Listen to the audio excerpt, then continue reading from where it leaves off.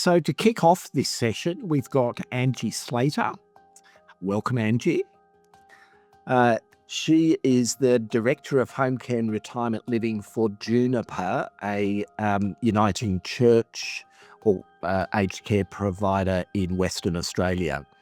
Angie's going to be talking from the provider perspective, but she comes with extensive experience in the not-for-profit health and community care setting.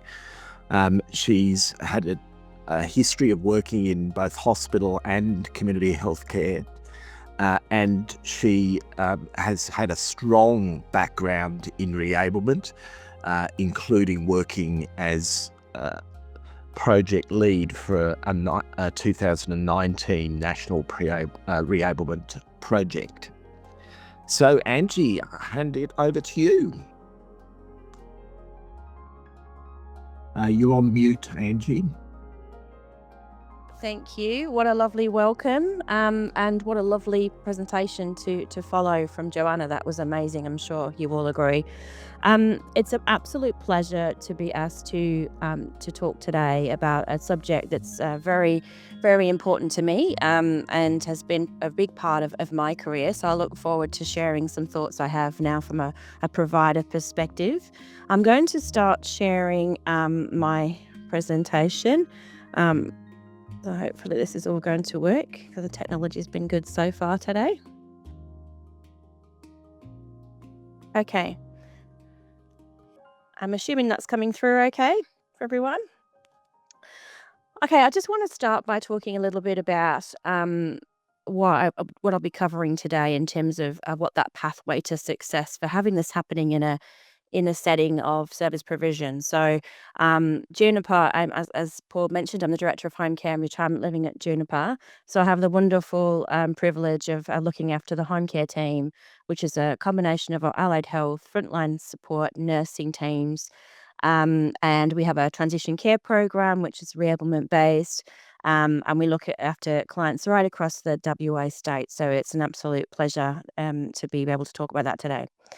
I'd like to start by acknowledging the country, so the traditional custodians of the land in which we meet today, and recognise the continuing connection to land, water, and community. We pay respects to elders past, present, and emerging, and I do recognise the heritage, culture, and ongoing relationship with this land. For me, that's the Noongar Whadjuk people in WA. Okay, so what I'd like to start talking about, and I think it's been a lovely segue into this today with the topics that have already been discussed, around how do you connect with that reablement vision. So as a service provider, and I heard, Hilary mentioned about, how do you get those high levels of job satisfaction? And I'm going to be talking about the staff perspective too in my session. But how do you go about instilling a vision of reablement in everyday work? And for me, it comes down to the points of what goals are. And everybody has goals and aspirations. And we've heard a lot from Joanna about purpose and what you look forward to every day. And also I think that social citizenship. So that right to be able to be supported to live as a life well lived, which is a vision that we have at Juniper. So understanding people from an individual perspective. So from a goal perspective, what's meaningful to them, what a person is able to do. We're very used to hearing this person cannot do or is unable to do, and how we shift some of that language to what people are able to do. What has changed in their world? So if we take the transition care program as an example, here's some one that's been in hospital setting for needing to go in hospital for a valid reason, and is coming out of hospital needing to regain some function or be able to live a life like they did prior to hospital admission wherever possible. So there's sometimes examples of where they need to regain that functional capability. So we'll talk a little bit about that shortly. Why can't I do it? And I think that's something earlier we were talking about how people can sometimes be their own kind of worst critic and say, I'm not good and I can't do this and I'm old now, so I'm unable to do that. And being able to tap into someone's prior passion and interest really is a great way for anyone speaking to anyone, regardless of age or what they're doing, is, well, what's important to you? What did you used to enjoy doing, to be able to open up the conversation around, where am I going to get my sense of purpose each day? So, with that in mind, then I think we need to think about, well, that's all well and good. We've got some ideas of what goals this person would like to be able to achieve and what's meaningful, but how do we get them there? So, that's where we think about what the strategies and support can look like to support that person to attain that goal. So, that's, I think, that how we do it. And it's important that we can connect for the person we're having the conversation with. What does that mean? How we're gonna do it? How does it connect having a physio or an OT come in? How does that connect with what I want to be able to do? So, for example, if I want to be able to be independent, walking a certain distance over a period of time, then we would expect the physio to be quite specific in what they're working on as part of supporting that person to attain that goal. So, how are we going to measure it essentially? So that whole thing around SMART goals and how we make things measurable and attainable, achievable.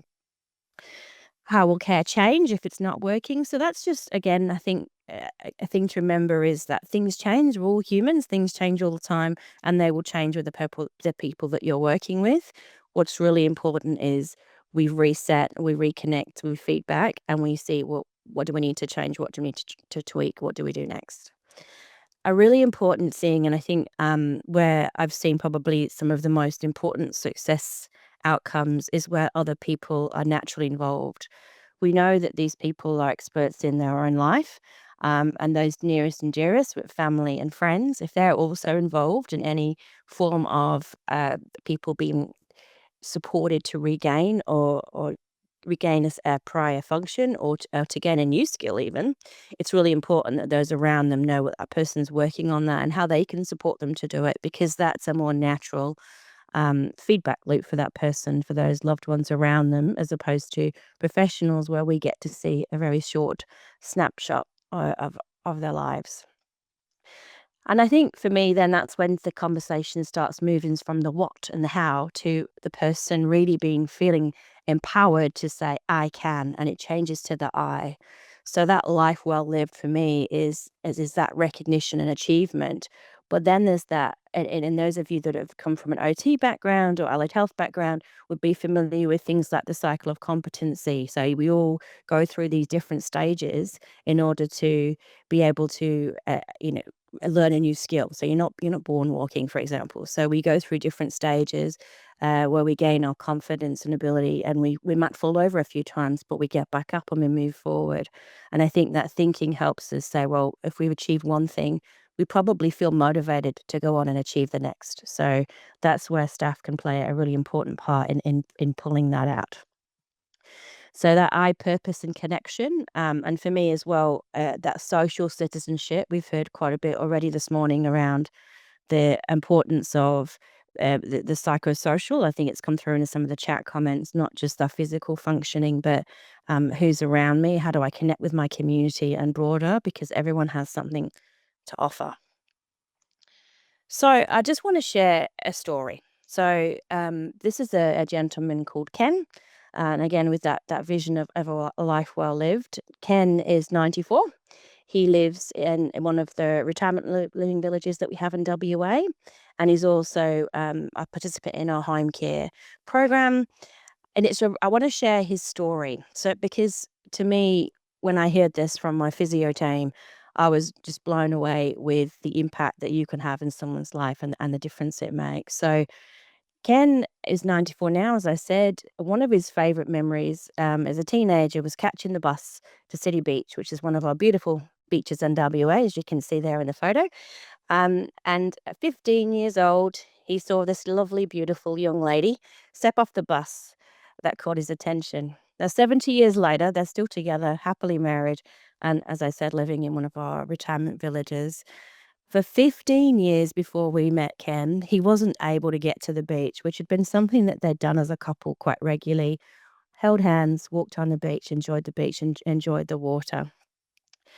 Our physiotherapist worked with, and with the support team, worked with Ken to be able to support that goal, to be able to walk on sand again. That had been something that had become, as we can all I'm sure imagine walking on sand's a little bit harder than a hard floor. So that for him was difficult. It was a program to build up his strength, to be able to get to the point where this was the particular day that our marketing team went to go and photo this for us because it was a really big achievement. And Ken got onto that sand and walked to the ocean with his wife, and is now at a point where he's getting, with the bus, he's now getting to the beach, and him and his wife are going and having that sense of what's important to them and them as a couple, and that some tapping into something that was past importance. So I really wanted to share that today because I think it just helps us remember that something in a past experience in life is often what can help create that sense of buy-in. So I've got a beautiful quote there from Ken about how he couldn't wipe the smile off his face when he got to the beach. It brought back so many memories. Being able to catch the bus with Juniper and walk along the sand at City Beach has been a massive milestone for me. I'm so grateful to be able to share it with my wife. The next thing I wanted to talk about on that is what I see, as for my teams that I lead, the job satisfaction and the happiness that you can feel amongst the people that support. So, the support staff, the allied health teams, the sense of being part of watching someone achieve that goal. I don't think that the power of that can be underestimated. So being able to see, that this is on the right there with the gentleman with the red top with Reese, who's one of our therapy assistants in the purple, being able to support someone to be able to ensure that they can still get to see their grandchildren and be part of that quality of life that brings purpose to them is really important and motivating.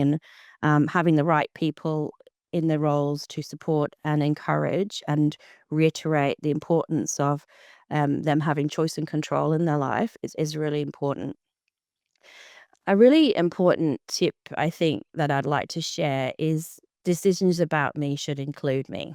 So I give lots of examples when in the workshops that I've led over the years around people that I've met where at the end of it they just haven't been asked or consulted about what is meaningful and what they'd like to be able to do. And it sounds silly, but that's the first place often missed because, as I'm sure people will relate to, often it's family, friends, professionals around them.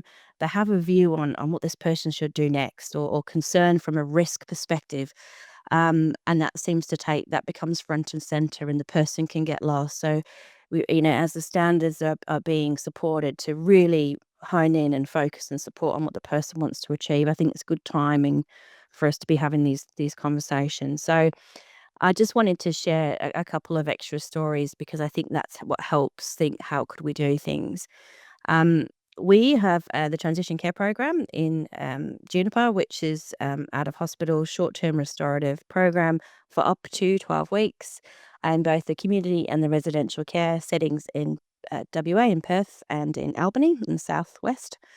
Um, and I want to share an example of someone that we'll call Nancy. So Nancy was transferred to us for the transition care program following a hospital admission for a fracture and huge loss of confidence and some concerns around how home was going. She was going to manage at home in the longer term because she'd been experiencing some near misses that we like to call where Nancy herself wouldn't even call them falls, but some early indicators that had probably been missed. And then, of course, she had the fall, and which resulted in a fracture. So there was some confidence building, not just the physical functioning and regaining strength, but also a lot of psychological support and feedback to say you're doing really well, you're achieving what you thought you would, and providing confidence. And I think what some staff are concerned about, and I think I've heard that too in the chats today, is do staff do too much? Do we do for? And how do we make sure that we provide staff with a role which makes them feel really empowered too? Because for me, it's the same. If we're saying we should empower the people we work with, we need to ensure that the people we support are actually empowering in themselves. So that's a really important message. The support workers been in Nancy's scenario, being able to work with the physio setting and the OT setting, some clear interventions and strategies to support Nancy to feel confident to be back in a home environment was really crucial for her success. And it actually only took about 3 weeks. So we say it's up to a 12-week program. For this lady in particular, within 3 weeks, with that kind of more intensive interventions and stepping back and providing reassurance to the point where you can withdraw, provided her with that confidence and reassurance that she actually was okay. And I think for me, one of the important things about this story I wanted to share was that listening to the OT working with the support worker around the task analysis of this person, sharing what that looked like, so that the default mode wasn't to kind of jump in and do that shower support for her, but to be able to more reassure and guide from the sides until she felt confident, which was wonderful. And on the photo on the right, so that's me with one of the consumers up in East Kimberley. That's Danny, and Danny shared with me, just because I think it's important we think about what's important and purpose again. Danny, when I met him, had lovely white hair, and talking to him about the things that was important to him, he said, "Well, I don't like my hair this color. I feel like people judge my age. I might want to I'm quite into finding a lady, so I wouldn't mind thinking about dyeing my hair." And it was a really big, interesting thing watching the staff go through what that meant. And was it okay to do this? And was that's what he wants to do? And it's a sense of identity, and he felt like as his hair was changing color, at what that meant for him was quite powerful. So he convinced the support worker that he was going to have his hair dyed. And the next morning, which is where this photo happened, he kind of came to tell me, "Look, I've achieved it, Angie. I'm now Black Elvis." So there you go. It's really important connection, and I think the enjoyment in that and the recognition is providing your staff with that support to say, what's okay, and how we work with them. This is another lovely example, again, up in the Kimberley, where we're as well utilizing the same approach of what can we learn. So I think it's an assumption that we can do lots to teach and educate the people we work with, but they can teach us lots too. So this is a lovely lady teaching our newer support worker. They were making a kangaroo stew as one bit, and then they were also making damper. So she was teaching our support worker, who was not from Australia, so she had not learned how to make this. She was actually teaching the support worker, which is wonderful. And in a broader context, and you can see the man sitting next to her there too, it was really interesting when this activity was going on, because what I noticed is all the people that had not previously participated and wanting to do things just to I guess improve their skills, has started to get up and stand up and come over and take part, and it kind of had a bit of a ripple effect, which was just wonderful, because there was lots of smiles around. And as you can see on the photo on the left, the support worker smiling, the person smiling. So Patsy in the middle there, as you can see on the photo on the right, she's showing her, and she's using the damper making damper to teach Topeka, who's the support worker. But also for Patsy, she wanted to be able to administer her own insulin. So there was things that she wanted to control, which did with that. So that's fine motor practice of doing things is also really important. But it's a two-way thing. Like, she's got wisdom to offer us. So I think if we approach people from that perspective of what we can learn from each other, we tend to go down a different track with people, and get that sense of reward. So previously, and in my role, talking to, and I'll stop sharing now. Previously in my role, where I've worked with regional assessors and other organizations around how do you have this approach happen, the really biggest thing to think about is how you would feel on the end of that. So putting yourself or a loved one in that space and say, what would you like them to experience, I think really helps embed that thinking around reablement. And I know Nick said it doesn't come up in the dictionary, which is a little bit of a bugbear of mine, that it has that lovely red line underneath it. But I think we really need to think about if we don't use that word, and I've never used that word specifically with anyone I've worked with, but when I start talking about what people would like to be able to do, what's meaningful to them, what they could re-tap into from a past passion, you can see people come to life. And then, you're more likely to talk to someone about what you'd like to be able to achieve if you can build connection and open a conversation up. So that's all from me today, and I'm more than happy to take any questions too. So Right. I'll Thanks. Yeah, thanks very much, Angie. That was very good. I've particularly liked the fact that you pointed out that it's a two-way process. That, what can I learn as the worker yes, is part of well, we often think of care in kind of transactional terms because that's absolutely. often the way we're funded tends to treat it that way. But in reality, it's about building relationships, and they are inevitably two-way. Absolutely. Yeah, and there's another example which I'll share where we had a lady that had wanting to learn how to use the bus service. So you had in WA we have smart riders and the support worker had never had smart rider, so she had to learn how that worked. And it was about her being able to support that person, but it's that. I think where it is a shared discussion, we do see that there's buy-in from the staff too to want to be able Yeah. to do it, which is important. Yeah. There's a comment in the chat about the way CHSP is currently operating, and that often allied health style outcomes aren't identified initially at the assessment. Now, I assume we're talking about the current system and regional assessment services and so forth. What's been your experience about whether this is being picked up at the assessment level, or is this something that you're introducing when people land at the service? And that's a really great question. I think we would hope that from in the regional assessment space, and that so the trial that Nick talked about earlier was the trial that I led for the Commonwealth Government around Reablement at the RAS assessor level, and I think you've got Alison talking soon, who was part of that. Yeah.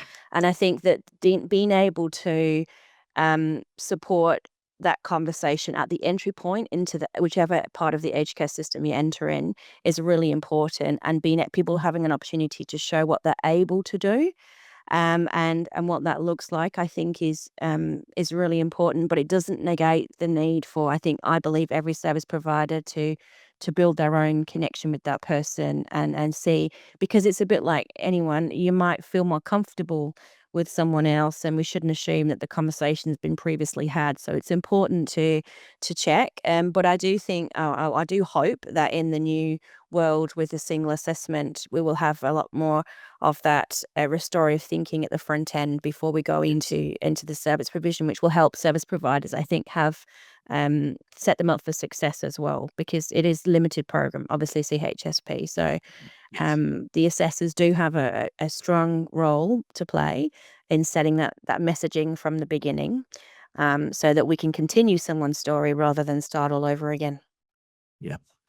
Um, when you were talking about the importance of setting goals as a first part of the discussion in a sense. Um, I think back to 2013, 14, 15, that kind of era, about a decade ago, where the service I was in running, Presbyterian Aged Care in New South Wales, participated in the pilots of consumer-directed care. Yep. And of course, one of the main emphases of that approach was identify the goals that people have. And I was interested that one of your stories about going to the beach was so similar to one of our kind of client stories at the time, where the person wanted to get back to the fishing. And had a particular place where he wanted to go. We were able to help him to achieve that goal. And understanding people's goals seems to me to be pretty critical to this whole discussion about reablement. What would you say? 100% agree, Paul. I think that if people can't link what you're trying to do with them to what they want to be able to achieve, none of it will make sense. And it's a bit like spaghetti. It doesn't have. If you can connect with someone, and equally though, if people have never prioritized throughout their entire life things like their housework, it's hard to get people to motivate to be connecting with their house. But what you change the language to be around, well, your main source of exercise each day appears to have been these things that you've been doing. If we were to that if that's be taken away, what would impact would that have? Because you've got to be able to get people to think differently about the incidental things they do every day. So, and I'm sure people have said, and in your example with the fishing, that would have taken the ability to connect with that and to explore the why behind things, which is a big thing I've said to people. You'll feel like a 3-year-old with that constant why question. But you really can then get to, well, actually, I can't go fishing at the moment because I can't get out my house. I can't walk further than this, or I can't do whatever it is. That's that to me, that's in terms of an iceberg theory, that's what's under the water that we have to explore to say, well, what's at the top, what's showing itself might be they're being defined in a medical model as a deficit in an area, but we're wanting to understand, well, how did we get here? And I think that allows us to talk about so what I'm hearing is it's not the person saying, here's my 10 goals. It's actually, I might hear people, I can hear 4 or 5 goals and just listening to them that they aren't articulating as a goal, but it's my ability to go, I'm hearing what's really important to you is A, B, C, and what's stopping you at the moment is whatever that is. And so what I'm suggesting in terms of our interventions is to support you to get there. And if that's fishing or it's anything else in the community, it's opening the world up from the 4 walls of their home. And, I think Hilary mentioned earlier about it coming from a well-meaning place of providing support. And sometimes we as support staff, we don't think about the things that we do which can have an effect. So if we come through the door and we also bring the post in from the letterbox Yeah. and we stop people then walking to the letterbox, it doesn't take long for that to have an effect, and the outside world suddenly becomes quite a scary place. So I think always thinking about what can my interventions do here for this person, is a good place, and encouraging lots of shared learning amongst the teams. I think that's my other tip there as well. Yes. Culture of learning. That last point about the kind of learning was going to be my next question. What do you have to do to help the support staff make the mind shift? What sort of training does Juniper provide? Yeah, I think you can't just kind of put something on online modules and expect that learning to transfer into practice. So I think a lot of frontline staff like the opportunity to practice and simulated ways of learning. So being able to, let's role play. If you're experiencing difficulty finding your kettle, how would you go around supporting someone to, what can we do differently? So I think where I've seen the biggest success is twofold. It's experiential learning and being able to do simulated practice, and then having those coaches and champions of practice that can help someone. So if someone's new joining the organization that's learning the role, make sure they're kind of learning every aspect of not just the frontline conversations with people, but how to document it, how to capture goals, how to capture what their interventions are. Because I think that's where we get really meaningful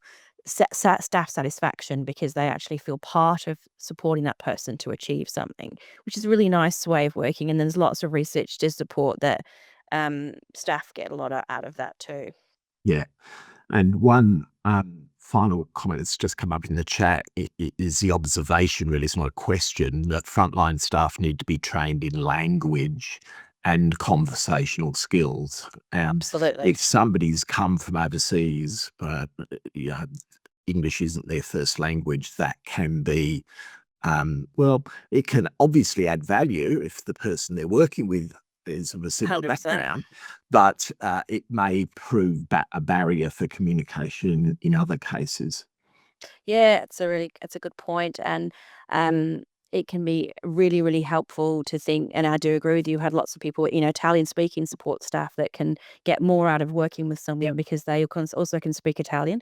But also I think the language, and we can all be, to Joanna's previous points, we can all be guilty sometimes of the language that we use. So we can use things like the person is suffering from versus the person is living with, and having the person manage. It's that managing their own condition versus being defined by a label. So language, I think, can be very powerful, and can undo lots of things. And and having and as we've heard about from age, just being defined by numbers as opposed to a person, that will trigger a lot of people that got into this sector because they don't want to be defined as that. Yes. I think being able to bust some stereotypes allows people. And a big thing I used to say is for those of you that might have seen the movie Sliding Doors, for me, it's that you have the opportunity to take someone's life down one track or the other, depending on what you do at that given point in time.